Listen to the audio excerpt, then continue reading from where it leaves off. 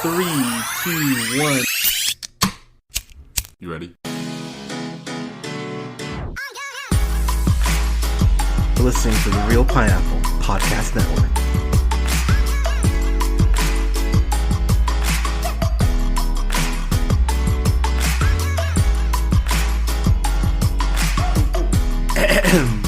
Good morning, everybody. Thank you so much for listening. This is the Real Pineapple, and this is your humble host, Hunter, here. Hope you guys are having a great start to your Labor Day weekend. I'm recording this on Friday morning. I'm actually getting ready to head to beautiful Southern California, but I wanted to go ahead and give you guys a couple quick reviews here. So I'm reviewing Blinded by the Light, which was directed by I'm so sorry, I'm gonna butcher so many of these names.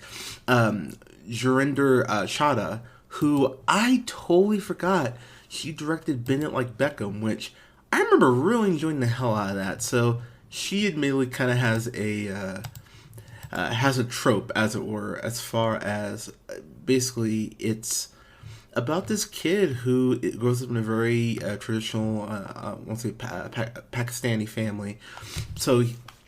But he's British too, which is fascinating. So I wanted to talk about this movie in particular because I remember not seeing a lot of reviews for it. One, which I was surprised by. Two, I've got a couple friends. My friend Val, shout out to Val, I love you, who's a huge Springsteen fan.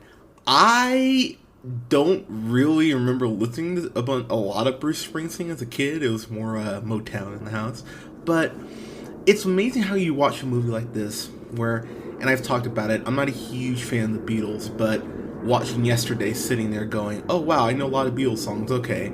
Or watching even Rocket Man and going, I didn't think I was an Elton John fan, but apparently I am, because I loved so many of the songs that they used. And I gotta give this movie credit. Yesterday, which you guys know I was so excited to go see, I remember being really disappointed and kind of going, wow, I expected a lot more from that movie than what I got. This movie is what I wanted Yesterday to be. And while the year's still young, still got the last quarter or so of the year, and we're going to ramp up into Oscar season here in the next couple months, I will say if this ends up on my top 10 list at the end of the year, I would not be surprised. So, just going through the plot here real quick. Vivek Kalra is what I'm going to go with. He plays Yavid, who goes to school, goes up in that very traditional home. He's got a couple sisters, and his dad, who's played by Kulvinder here, he plays Malik. His dad is very much a traditional dad. You know, hey, you need to go to school, you need to go to college, but, you're working. And I think this was something that just really kind of tripped me out. His wife and Javed's two sisters, they are all working. His mom, I want to say, does alterations and sewing throughout the neighborhood, so she's working. I can't remember if they say what the sisters do.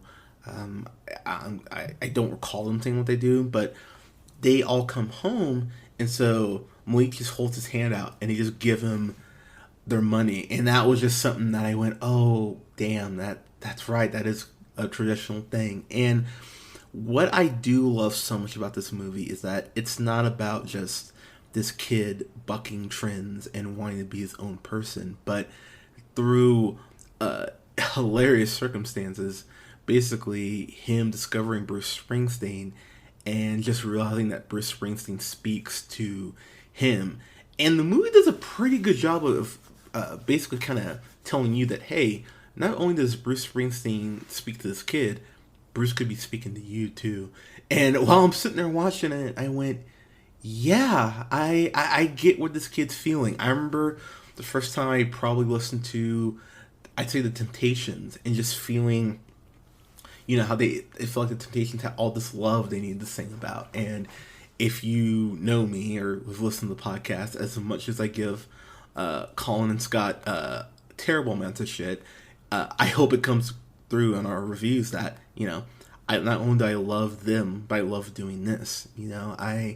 I feel alive when I'm recording these recording for you guys, and it was really infectious to see Yavid listen to Springsteen throughout the movie, and you get to see him get excited, and that's something that I wish I felt more in yesterday while I was watching it. You just feel like the movie, that the music is its own character, and that's actually enhancing the movie. A real pleasant surprise is that Miss Clay, who's Yavid's teacher, is played by Haley Atwell, which shocked the hell out of me. I was like, oh my god, Peggy Carter's here, hell yeah. And Haley Atwell's not in the movie a lot, but the scenes with her and Yavid I thought were so incredibly powerful. There's a scene where he's writing and she kind of goes up to him and goes, oh, what are those? And he goes, oh, these are my poems. And she goes, can I read them? And he basically goes, they're shit. But she goes, they're your shit. And the more you do this, the less you'll think this is shit. And that is so incredibly true of any art you do. I remember when I used to write poems, I used to think everything I wrote was crap.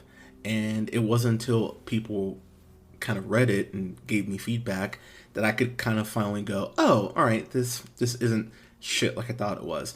Hell, there are lost recordings on this podcast where I know if I listened to them now, I'd go, oh, these were shit. Some of our early reviews, I think, are still shit. And, even doing these solo reviews, I go, I don't like this, but I'm getting more comfortable with them. And it's really cool to see that artistic process happen as he's starting to just kind of open up more through listening to Springsteen.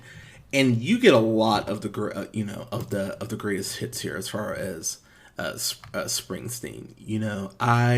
Born to Run, that is just an amazing fucking song. I love Born to Run. Oh my god. Yeah, I love that song. And I will say, when I got home from this movie, the first thing I did is I downloaded the This Is Bruce Springsteen playlist on Spotify. I was like, oh, that's really cool. His best friend in this movie, Roops is the guy's name. He's the one who introduced him to Springsteen.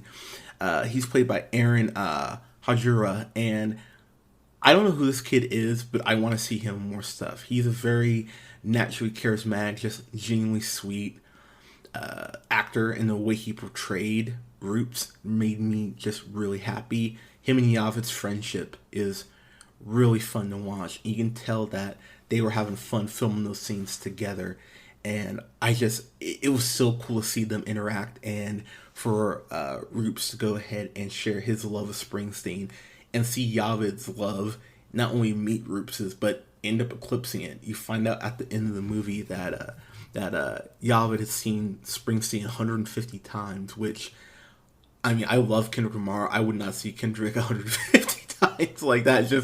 That was kind of mind-blowing to watch, to be honest. Just a couple scenes I want to go through here. There's a scene where Malik, Yavid's dad, gets fired because he worked at General Motors, and that scene is so heartbreaking when he just comes home and the family's trying to console him, and he's just heartbroken. He's just so sad. Yavid, there's a scene where he goes ahead and goes for the school newspaper, and some Poindexter guy goes, I don't give a shit about what you wrote, and what you read, that's improper, but you see Yavid go ahead and basically tell him, like, look, I wrote this, I need you to take the time and actually look at it. And that's some confidence he didn't have before he started listening to Springsteen, because he's really is cut down so much at home, unfortunately, as is tradition. So you see him come out of his shell and really stand up for himself more. Yavid ends up getting not this grant, but he wins this contest and goes ahead and gets some money. And so he finds out that Bruce Springsteen is coming to town, and like Santa Claus, and he goes ahead and buys tickets. And so his sister, the same day as getting married, arranged marriage, or one of his sisters is getting married, and so she's getting married, but he goes ahead and runs off to get Springsteen tickets, comes back, his dad sees him, and his dad ends up ripping the tickets up. And oh my god, that whole scene is just like my heart was in my throat, because it's just it's so incredibly heartbreaking to see something that Yavid has wanted for so long, and something that means so much to him, and how his dad takes it away from him, really, because he doesn't want to see him. I mean, he wants to see him happy, but he only wants to see him like traditionally happy. It's kind of fucked up when you kind of sit back, take a step back, and break it down.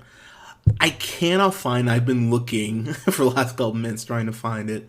So there's this neighbor next door to Yavid's family, and you think they're gonna play him off as a racist, but he reminded me so much of that guy in Avengers in Germany who stands up when Loki tells everyone to kneel. He goes, we'll never kneel to men like you, or something to that effect.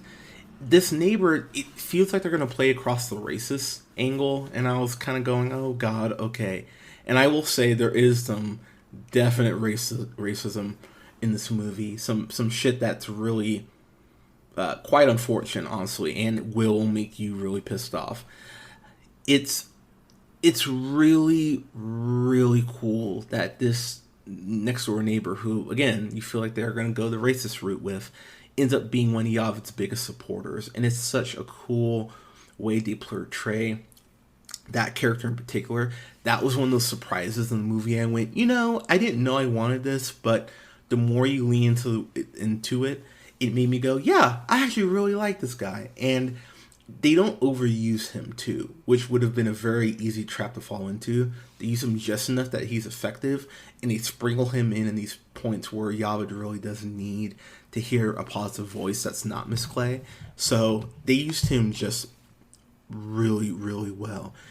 There's this one scene in the movie where Darkness on the Edge of Town is playing while his dad is telling him, like, you're going to be traditional, you're going to be this, you're not going to, be this rebel. And it's such a well done scene.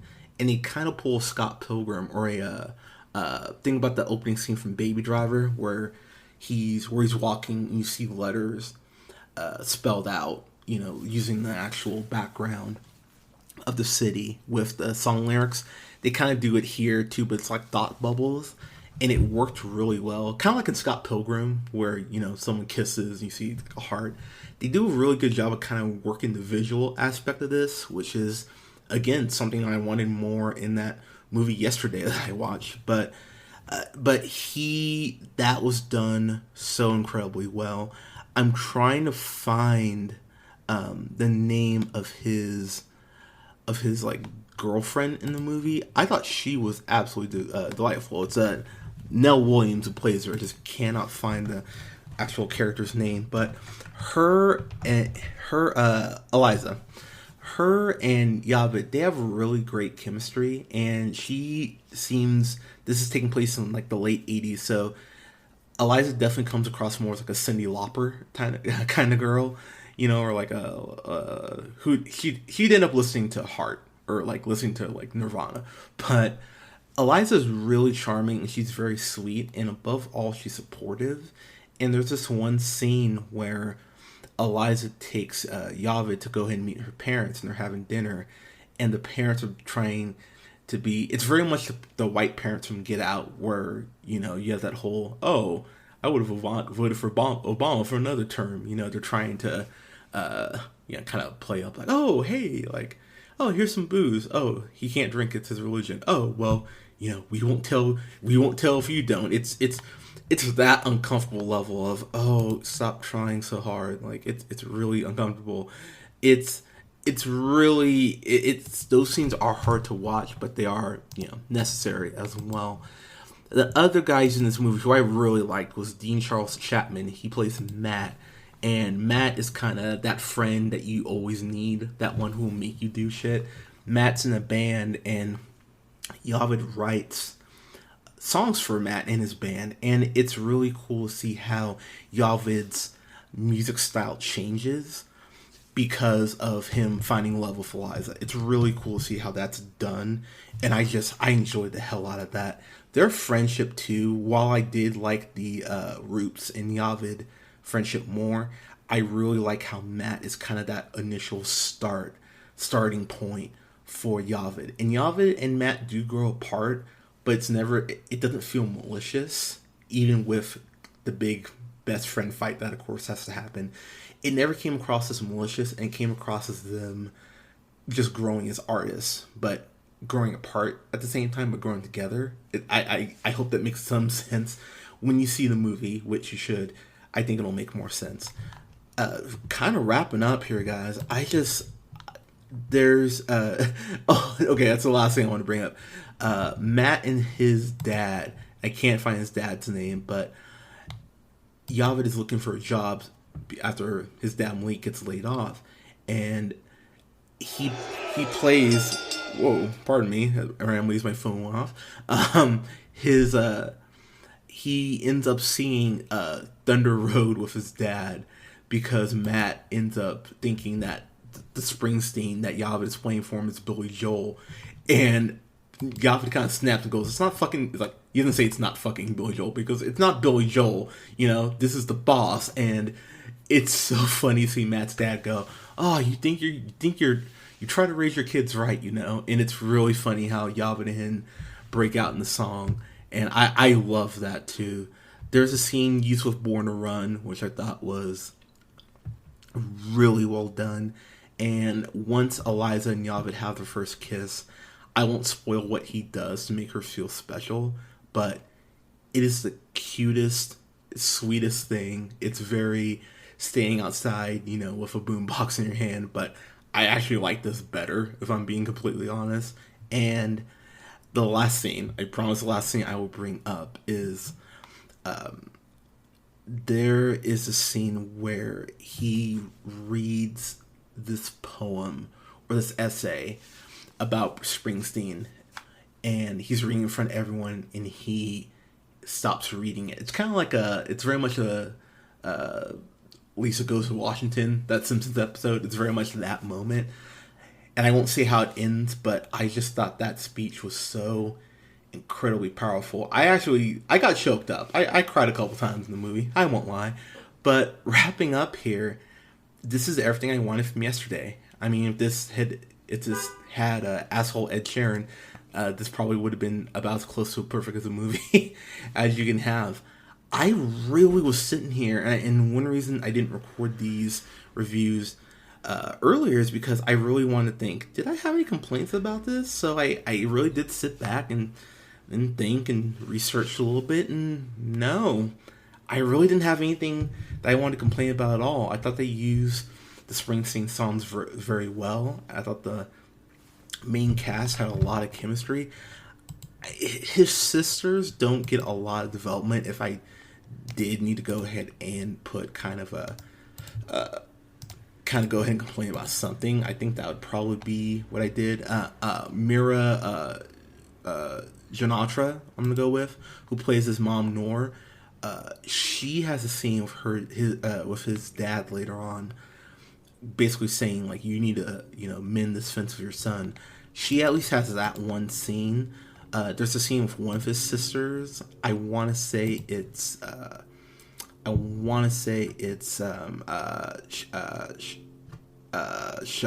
Shazia, where you find out that Shazia goes out during the day and dances, and that's kind of her escape, and how they kind of relate to each other in that artistic way. I thought that was actually really well done, but the sisters don't get a lot of development, so I could have used a little bit more there. Just because of how much I enjoyed this, it's not a perfect movie, but again, my complaints are minimal. I would give this a solid A. Like I said, I would not be surprised if this is on my best of list at the end of the year. This isn't Hearts Beat Loud, because I remember I gave that a fan-fucking-tastic, but it's maybe like a half step behind Hearts Beat Loud. And again, I enjoyed this more than I enjoyed yesterday, which I was expecting to really enjoy, but this is the movie I wanted from yesterday. So, guys, have you seen Blinded by the Light? What's your favorite Springsteen song? Let us know in the comments below. You can go ahead and like us on Facebook at TheReelPineapple. You can go ahead and follow yours truly on the Twitter at JHunterRealPineapple. You can follow Scott on Twitter at Nearmanthefirst. And you can follow Colin on Twitter at TheReelOneal. That's REEL O'Neal. And you can go ahead and find us on Apple Podcasts, Google Podcasts, SoundCloud, Spotify, Stitcher Radio, and Podbean at The Real Pineapple. Guys, we are heading up on the cult Captain Raymond Holt Halloween. So guys, if you need some custom jewelry, some spooky jewelry, go ahead and check out our sponsor, Stad Guys Studio, on Instagram. That's STADTGEIST Studio. On Instagram, that's at Stad Guy Studio. That again is STADTGEIST.studio, and use the code REELP, that's REELP 2019 for 10% off your order. What you know about it. Guys, thank you so much for listening. We'll have a review up this weekend, or next weekend, pardon me, for It Chapter 2, which I won't be seeing, but I'll have some people over who have, and we'll have a review up as well for Dead to Me Season 1. Guys, thank you so much for listening. We'll talk to you soon. Take care. Have a great Labor Day. Be safe.